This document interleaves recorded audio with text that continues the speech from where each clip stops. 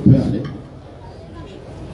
Donc, nous voyons comment Allah lui-même, selon le Coran, il a donné les critères par lesquels il a averti Muhammad pour savoir si réellement il est un faux prophète, c'est qu'il va dire des paroles. Et ces paroles ne sont pas les paroles de Allah lui-même, et ainsi Allah donne un signe qu'il va le saisir, qu'il va...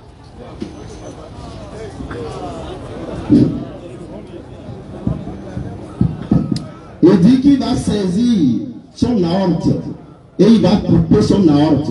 Et aucun de ses compagnons, aucun musulman ne peut pas venir sauver Muhammad de la main puissante de Allah. Alors, pour savoir ce surat, est-ce que Allah, selon la sunna de Muhammad lui-même, Mohamed lui-même va nous dire comment il est mort. Est-ce qu'il est mort naturellement ou il a déclaré qu'il est mort la honte coupée selon la sourate 69, versets 44 à 45. Alors nous allons consulter la sunna, c'est-à-dire les recueils des hadiths authentiques, le Sahih Abu Daoud 4712. Le narrateur Abu Huraira, le messager d'Allah, acceptait un cadeau, mais n'acceptait pas l'aumône, sadaka. Le messager d'Allah acceptait les présents, mais pas l'aumône, sadaka. Ainsi une juive, lui présenta à Kaïba un mouton rôti qu'elle avait empoisonné. Le messager d'Allah en mangea et les gens en mangèrent également. Il dit alors, ôtez vos mains de la nourriture car elle m'a informé qu'elle est empoisonnée. Bisp Ibn al-Barak mourut. Il mourut. Al-Assari mourut. Alors le prophète envoya chercher la juive et lui a dit, qu'est-ce qui t'a poussé à faire le travail que tu as fait? Elle répondit, si tu étais un prophète, cela ne te fera pas du mal. Mais si tu étais un roi, je devrais débarrasser le peuple de toi. Le messager d'Allah alors ordonna à son sujet et elle a été tuée. Il a ensuite dit à propos de la douleur dont il est mort, je continue à ressentir la douleur de la bouchée que j'avais mangée à Kaïba. C'est le moment où elle m'a coupé la honte.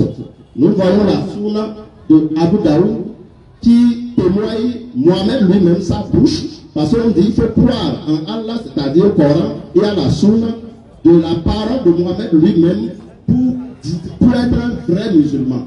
Alors, nous avons vu Mohamed lui-même, il témoigne qu'il est mort la honte coupée selon la sourate 69, versets 44 à 45, et c'est ainsi Mohamed est mort. Alors, qu'est-ce que nous pouvons comprendre par là? Voilà ce que Allah dit. Si Mohamed est un faux prophète, il ne mourra pas naturellement comme un homme de vérité, mais il va le saisir. Il va saisir la honte, il va couper son vous a dit. Voilà. Ici, ok, merci beaucoup pour l'intervention de notre pasteur qui a pris la charge de tout par coup. En tout cas, du courage à vous.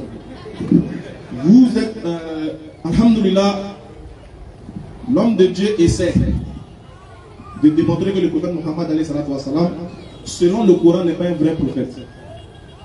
Est-ce que c'est logique? Non. Entre nous, est-ce que c'est logique que le Coran vienne dire que le prophète Mohammed n'est pas vrai? Donc déjà, ça prouve que quand quelqu'un vient faire une telle allégation, il faut se poser les bonnes questions de savoir s'il y a de la lucidité dans ses propos. Parce que le Coran lui-même, qui est le témoignage du prophète, qui montre que le prophète est vrai, ne veut pas dire qu'il est faux. Ah, comment? C'est pas normal.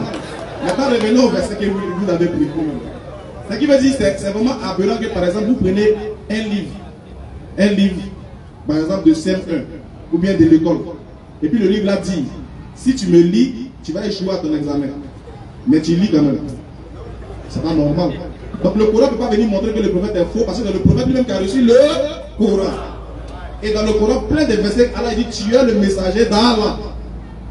Allah dit, Arsala Rasulahu bil Huda wa dinil haqqi liyudhhirahu ala dinil kulli walau kana kafirun. Donc ça veut dire que le Coran confirme déjà qu'il est un messager d'Allah. Tu vois, donc le Coran ne peut pas venir dire tu es un vrai prophète avec la religion de guider, et puis le Coran va montrer qu'il est fou encore. C'est paradoxal. Maintenant, on va revenir sur l'incompréhension du verset que vous avez. C'est que vous faites ça là. Depuis Abidjan, on a déjà arrêté ça. Ça, c'est les arguments de 2019. Vos arguments sont les arguments de 2019. Nous, en 2023, actualisez-vous s'il vous plaît. Surat 69, verset 44. Surat 69, verset 44. Vas-y, frère. Et s'il avait forgé quelques paroles, Allah, Allah parle de ce verset-là au condition. Il dit s'il avait forgé un mensonge, vas-y, qu'il nous avait attribué. et qu'il nous avait attribué ce mensonge-là. Si le prophète avait dit quelque chose qui est faux, et puis il m'avait attribué ça, vas-y. Nous l'aurions saisi de la main droite. Nous l'aurions saisi de la main droite. Ensuite, nous lui aurions tranché la honte. nous lui aurions tranché la honte. Ce fait-là, c'est un fait immédiat après raconte de mensonge, ou bien c'est après avoir transmis le message. C'est que ça, c'est immédiat. S'il m'en est allé dire, il prend, il fait ça. Il n'a pas dit qu'il va finir de parachever sa mission. Tout le monde va devenir musulman et puis il va mourir. Et puis il sera, après sa mort qu'on saura qu'il est faux. Non, c'est de son vivant qu'Allah va démontrer qu'il est faux. C'est pas sa mort. Maintenant regardez, il dit, le prophète a dit comment lui il est mort. Non, le prophète n'a pas dit comment il est mort, c'est quelqu'un qui a dit comment lui il est mort. Le prophète ne pas dit comment je suis mort. Toi, tu ne peux pas dire comment tu es mort. Parce que quelqu'un qui est mort ne parle plus. C'est les gens qui te demandent comment tu es mort. Maintenant, verset 48 de la même sourate, avant d'arriver dans le hadith là, avant d'arriver dans le récit, il y a le récit ici, regardez. Voilà. Sourate, on lit le verset 48. Verset 48. Maintenant, écoutez la suite du verset. Qu'est-ce qu'elle a dit? C'est en vérité un rappel pour les pieux. Le Coran, c'est en vérité un rappel pour les pieux. Continue. Et nous savons qu'il y a parmi vous qui le traitent de menteur. Voilà, ainsi. Le Coran va attraper. Allah dit, nous savons qu'on te traite de menteur. Quelle est la leçon? La suite. Mais en vérité, Oui. ce sera un sujet de regret pour les mécréants. Allah dit, tu vas regretter ça. Tu vas regretter d'avoir traité le prophète Muhammad d'un faux prophète. Tu as vu? Donc le Coran même te corrige avant même d'aller dans le hadith. Maintenant, revenons au récit du hadith. Vous ne maîtrisez pas le récit du hadith. Le récit parle d'un empoisonnement.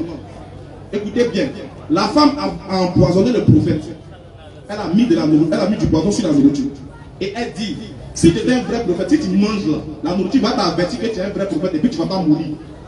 Maintenant, le poison qu'elle a mis là, est-ce que c'était pour qu'il meure sur le champ ou bien c'était pour qu'il meure après, longtemps, des années après? Vous répondez à la question.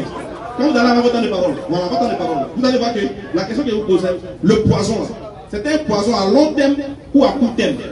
Mais regardez, si vous dites que c'était un poison à long terme, il va vous attraper et vous dites, mais pourquoi biche est mort sur le champ? Si vous dites que c'était un poison à court terme, si vous dites que c'était un poison à court terme, il va dire, bon d'accord, est-ce qu'il est mort sur le champ? Donc dans tous les deux cas, vous serez maté. Dans tous les deux cas. Maintenant la suite, le hadith que tu as lu, on va le lire en arabe. Tu vas voir que le mot qui est utilisé pour parler de la honte n'est pas le mot qui est utilisé dans le Coran. Et ça sera à mon prochain. Est-ce que Voilà, mon prochain tour de le poison